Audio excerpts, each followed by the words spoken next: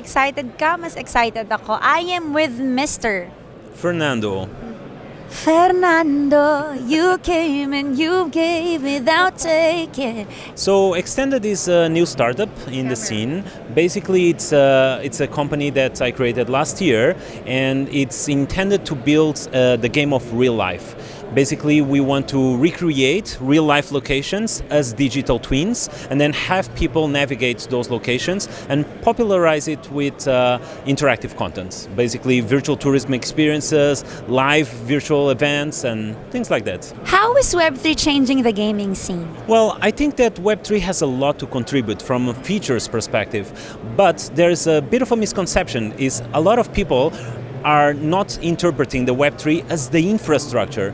Web3 is a feature, is something that powers the backend, is something that brings more value to the platform that can be built as a game, right? It's not the game itself. So I think that people need to start looking at Web3 as the infrastructure, as something that they can bring into adding more value into the games that they are building, but the games that they are building still has to be gaming experience first, and then Web3 plugin. How does the blockchain work for gaming? For gaming, well, there has been so many things that the blockchain can do. For example, transactable items, right? If you think about old games like World of Warcraft, they have an auction house you have a lot of virtual items and gear that you can buy, but those are not transactable. They're only transactable with in-game currency, which is something that you cannot convert into real money.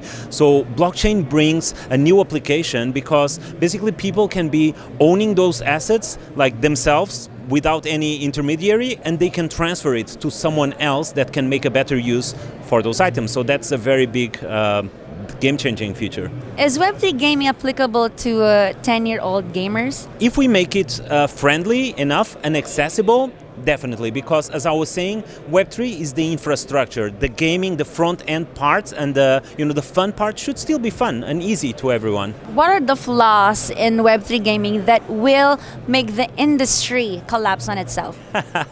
Play to earn, virtual land, any kind of things that people are just building to cash in and run away fast. I think that's a bad thing.